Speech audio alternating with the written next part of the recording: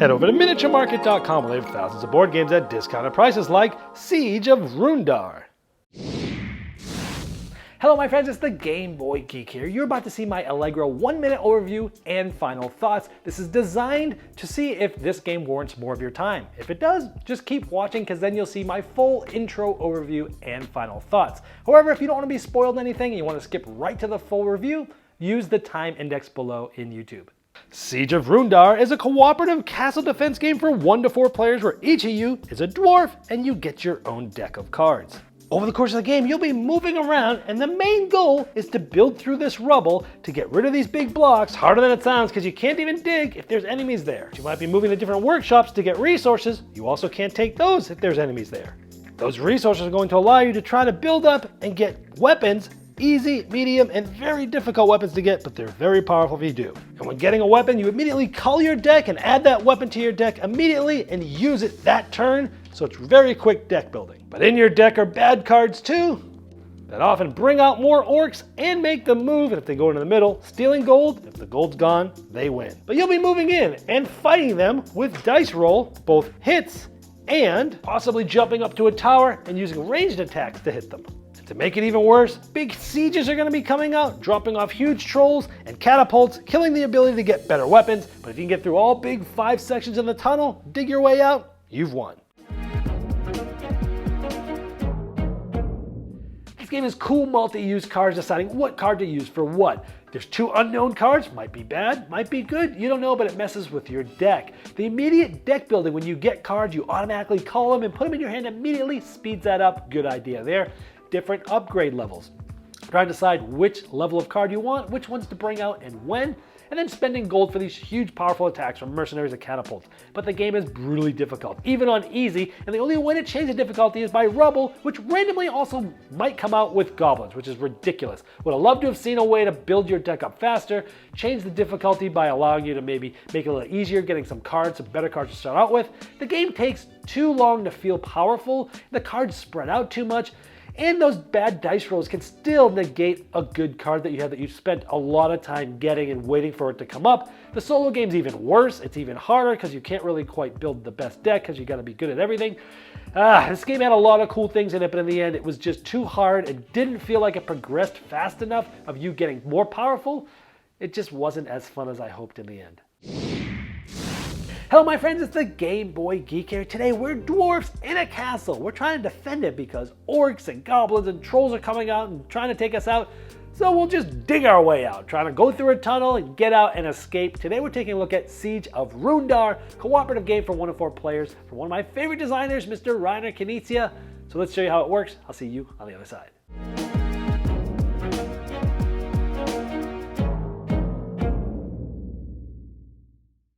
In Siege of Runedar, you're working cooperatively with others, and each of you will be a dwarf that will have your own deck of cards. You'll have a discard pile, here's your draw pile, and you'll have many of the cards will help you out, but 2 of the cards will be against you as well, but each person gets their own deck. Now your dwarves working together and you start in the middle where there's gold, and there's different resources in the game, different parts of the castle, the workshops you'll go to, like metal and leather and wood, but there's also a bunch of rubble, and what you're trying to do to win the game is you're going to be going here and you're going to be digging. As you dig, you're going to be removing rubble. Once you remove all that rubble, you'll remove a big part of the block of the wall, but when you do that, goblins are going to be coming out to defend. You'll have to defeat them, and then you'll sort of start that process over again where rubble will come back in, and you're essentially building and digging through the different parts of the tunnel. There's 5 parts, so you'll be digging through rubble, getting that off, goblins will come out, you defeat them, you go to the next one. Once you get through all 5 and you defeat the last 2 goblins, you've won the game. Now this is a deck building game. You're going to want to make your cards better. So how do you do that? You're going to be moving around, you're going to be gathering different resources, and you're going to be placing those resources on different goods. Like this one needs 2 leather and an additional leather. It needs 3 leather. And you'll be placing resources here, and this is a sort of cooperative thing where any player can be putting them there. This one requires 2 wood and 1 leather. But once everything's there for one, a player will need to decide at that point whether to take it or not. They can leave it for other players if they want, because on your turn, you're going to be essentially getting rid of a card, culling it from your deck in order to get this card and add it to your hand immediately, which you'll be able to play that round. So you're going to be upgrading things. Now there's different types of upgrades. These are all level 1 upgrades, but over the course of the game, you'll be able to fill that up with even better upgrades or even the best best upgrades that obviously cost a lot more, but can inflict a lot of damage, like rolling 4 dice here for an attack. Now the deck building is very interesting in this game. You start with 12 cards and you'll always have 12 cards the entire game because, like I just said, whenever you get a new card, you'll discard one from your hand. Now at the beginning of the game, you have a pile of 12 cards. You always shuffle your deck when it's sort of run out or when it's new, and you randomly place 2 cards under your discard tile and you don't know which one they are. Then you're going to draw 5 cards. And so you're always going to have 5 cards of hand to do. And again, most of them are going to be good, but some of them are going to be bad. They're going to be Orc cards. And they're either possibly both going to come up in the same round, or maybe some of them are behind your discard pile. You won't end up having to fight them right now. Now for each Orc card, you'll take a card from the Orc decks. They start at 1s and they get progressively worse throughout the game. And we'll tell you where to put specific Orcs. Like this one is telling me to put it right in this part of the castle. However, other cards are going to tell you to not only add an Orc to a specific side, it's also going to have you make all of them move. And they all will jump up. If they moved from here, they move into the workshops. Why is that bad? Well, because if you're in a workshop, you can't gather goods unless it's empty, unless it has no enemy. So you'd have to need to kill them before you get that. And you can't just let them run wild, because next time they move, if they run into here and they get to here, they will put themselves back in the supply, but they're going to steal gold. That's one way to lose, is to run out of gold. But you're also trying to preserve that gold, because there's mercenary cards that you can use by discarding 2 gold from the center, which again is a clock for ending the game and losing it. You could spend 2 of them to do a really powerful action, like killing all of the Orcs that are in any of the workshops, for example, and lots of other really powerful things. Other times when you get cards, it's going to be something big like the Siege, and this will go in front of that player. And if either another card of Siege goes out, or it gets back to that player's turn and this is in front of them at the beginning, it's going to drop a huge troll off right where you're supposed to be digging. So that huge troll will show up. There's a certain amount of randomized types of things that they will do, and to see how hard they are. And over the course of the game, you're trying to do damage to it by covering these up, hitting them a certain amount of times, in this case 2, and you get some damage. Once he's completely damaged, he's gone. Other times you might bring out a catapult, and again it goes in front of that player, and if it's not taken out by the time it gets back to that player, or if another one of these cards comes out, the catapult's going to hit. That's also very bad, because a random catapult card will get pulled. It'll have a number on it, number 2. Removes this, puts this here, and now you cannot refill this and have, so basically you have less options, and it got rid of something, and it can be brutal. You could be losing a thing that has lots of parts on there as well. But you could, again, spend that precious gold to get rid of this card, opening this slot back up. And over the course of the game, you're going to be gathering these things, adding them to your deck, and then at some point, if you're in the middle with the gold, you can decide to refill this, but you get to decide. You go, okay, 1 easy, okay, let's do a medium, okay, let's do a hard, right? And you get to decide what comes out, which is another cool aspect of the game. So now that you know what you're trying to do, get here, dig, get through, kill goblins, but you see all these other things are going on. Orcs are coming out, they're stealing gold, they're stopping you from getting things, trolls are coming out, you gotta kill them, you got sieges and catapults. What do? Now we already talked about your Orc card, but let's say we had this. Each of these cards are multi-use. You can only use them for 1 use. You can use them to move. In this case, any of these will allow me to move 2. And moving 2 allows you to move adjacent, like you can go 1, 2, for example. Or if we were here, we can go 1, 2. You go up to a wall. So there's different ways that you can move. Essentially, you're moving in adjacent ways. Now you'll end up using every card here. So any of these I can move with. This one, I can do a melee attack. This one, I can gather 1 leather if I'm in the workshop where the leather is and there's no enemies there. This, I can gather any resource, but again, I have to be in that specific workshop with no enemy there. Now let's say we didn't have this card, but we had this one. This one allows us to move, or it allows us to dig. If we're in where the rubble is and there's no enemy there, we can dig and just take one of those out, or we can do a ranged attack. Now when attacking, it's pretty simple. If it has a melee attack, you've got to be in with somebody, and that tells you the number of dice. Now when attacking, you can actually play more than 1 card. So I might have these 2 here, and now I can actually roll 2 dice because I have 2 attacks. Now the dice themselves, when you roll them, basically you're trying to defeat the Orc. To defeat the Orc, he has 1 damage, but it takes 2 hits to do 1 damage. So in this case, I would roll 2. Well, in that case, I killed him, definitely. Even if I had hit something like that, I would have killed him because he only needs 2 hits. However, if you rolled crossbows, it's nothing. Or if I'm rolling 1 die only, and I just hit that, I don't kill him, right? So it's only, like if you roll 1 die, you only have a 1/3 chance of beating him because you either need the 2 or the 3. So you only have a 1/3 chance of winning with 1 die. Now if instead I move 2 to come up here, I could shoot here or here with the ranged attack. You'd roll 1 die for each ranged attack you have, and it has to have a crossbow. If you hit them with the crossbow, they're dead. And also, if I'm in this tower, I could shoot the trolls or anybody right there. Now, when you're on one of those towers, that's also how you destroy a catapult or a siege that's in front of somebody with a ranged attack. Now, you'll use pretty much all your cards, and then you'll put them under your discard pile, and you'll draw 5 more, getting ready for your next turn. Now, again, if you are getting one of those other upgraded cards, you would have to discard a card from your hand for the entire game. And so it's like, okay, if I give this up, I'm giving up a melee and a silver. Now, I have to know for the rest of the game, I'm going to be a little bit less, have a less ability to get silver. But maybe I got this one, and this is the card I did it. So now I could get wood or melee, but I could use this card instead to move anywhere. So there's a lot of balancing of what you're trying to get and building yourself up to be different from others. Now let's say we had already dug through the first set of rubble and we lifted this up, the 2 goblins came out. Now these are specific leveled goblins as well. Those get harder as the game goes on, and you might have to do things like bring any 2 resources to this one. So instead of putting them on cards to get them, you would basically bring them to here and they would go away. Here is like you have to add 2 more rubble, which is a pain in the butt because that's the only way to change the difficulty in the game. Some of them you'll need to actually damage, and again, those get worse as the game goes on. That's pretty much it. You're running around, getting better cards, using resources to get rid of goblins or to get better cards, and you're clearing the enemies, trying to get the rubble removed to work your way through, and resetting itself each time you do that. If you get through the end, you get through the last 2 goblins, you win.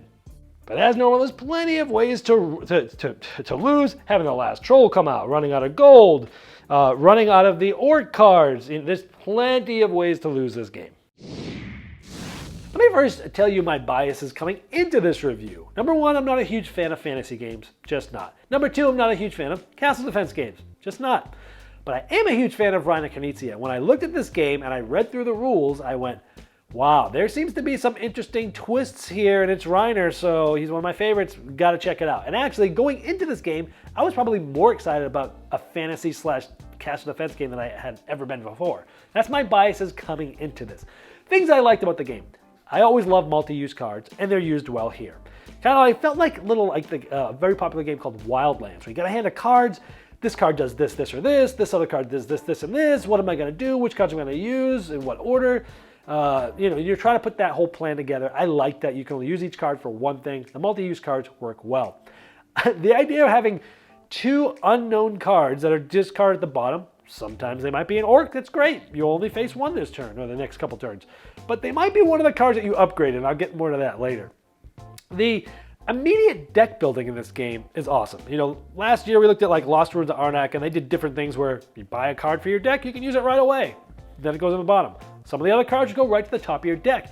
And designers are doing this to speed up deck building, which I think is a great thing. And this is immediate. Get a card, discard a card right now, and then get it. And that's really interesting because you're culling your deck every time you buy one at the same time. And I'm like, oh, it's such a streamlined, and it is a streamlined mechanism, and I do like it. There's parts of that I don't like, I'll talk later, but from a deck building aspect, speed things up, get to the fun quicker, I like that. I like that you have the different upgrade levels. You have the easies, the mediums, and the hard of the different things to get, but they're more and more powerful. So you're starting to upgrade to the easier ones. And once you have a few of those cards, you're using those to get the mediums, and the mediums to get the big ones. But you're always deciding which ones to get, because when you get to the middle, you can discard as many cards you want. You can decide which ones come out. I like that. You have a lot of flexibility as to when and which cards do come out. I also that you like to spend some of the gold in the middle for very powerful abilities. The mercenary abilities, where you're taking out trolls or all the orcs, or stopping a catapult or whatever, or you're spending the gold to remove the catapult damage to get more of those upgraded cards up. So those are a lot of the things I liked about the game. There's a decent amount of things I did not like about the game. The game is brutally difficult. Brutally difficult. Those dice rolls are awful. For most of the game, you're going to have at least a decent amount of cards are going to be your basic cards, because you're going to be upgrading, but those are hard to do, and then you're going to be spreading them around other players. And if you have 1 die, which most of those cards have, you have a 33% chance. Even if you got an upgrade card, and I'm like, oh great, I got 2 melee. Roll 2 dice, you still might not get it. And it is a brutal feeling when you've got this upgrade card, you go to do 1 big attack, and you fail. It's like, great, now I'm not going to get that card for at least 2 more turns, right? This game is brutally difficult. The rubble itself, to compound the brutally difficultness of the game, the only way to change the difficulty is by playing by putting a different amount of rubble out each round. 6 for easy, all up to 12, which is ridiculous. Even on easy mode, this game is brutally difficult because rubble's the only way to change the difficult level, but a 25% chance of each of the goblins that's going to come out when you open up and have gotten through all that rubble. You need more rubble for those goblins. There's one lever to mess with the difficulty, and randomly you might have to do a lot more throughout the game. It just seems ridiculous. It's not a good way to balance the difficulty of a game, especially when it's already this difficult. It takes too long to feel powerful in this game. So another reason was I would have much rather seen something of changing difficulties of like, hey, start with 1, 2, or 3 basic, level 1 upgrade cards. And even strategically draft which ones you want and which ones you want to get rid of. It would make the game more fun off the bat. You'd feel like you've got a running start. Of course, you'd be kind of killing things a lot faster, but maybe it balances in some other ways. The game gets harder as you go on already because of the different siege cards that come out, the orc cards each time. The goblins are getting harder. Everything gets harder. To give yourself a little bit of a head start, I think would have been easier, would have been more interesting, and would have been more easily balanced than this randomized rubble crap. Did not like that. And it also took too long to feel more powerful. And then you finally get these cards, and if you play with, I think this game is best with 2 players because you're working together. But with more than 2 players, sure, you're getting more resources collectively, and you're getting more cards collectively, but they're being spread out. So it's not like you individually are getting more cards. So you're not getting a whole lot of cards. As a team, you're slowly building that up.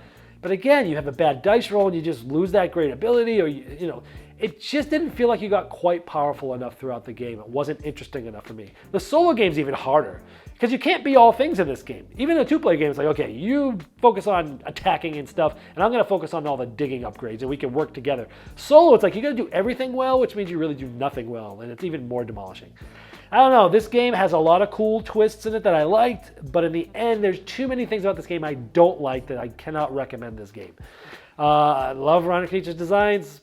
I thought he was going to make me like a Castle Defense fantasy game. Cool nuggets, but in the end, the sum of its parts did not equal up to something that's better than everything that made this game what it is. So for that, a little disappointment here for me.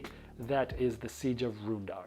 Game Toppers not only transforms your existing table to a high-quality gaming solution, they now offer full leg kits and dining cover solutions for the full table application. Paired with their amazing, thematic, premium stitch edge mats from noted board game artists like Vincent Dutray, collapsible cup holders, and really cool accessories, it's a complete system that upgrades every game you play. Go to GameToppersLLC.com or click the link below. Hello my friends, it's the Game Boy Geek here. We're dwarves today in a castle, and we're trying to defend it, but then we're getting overrun by orcs and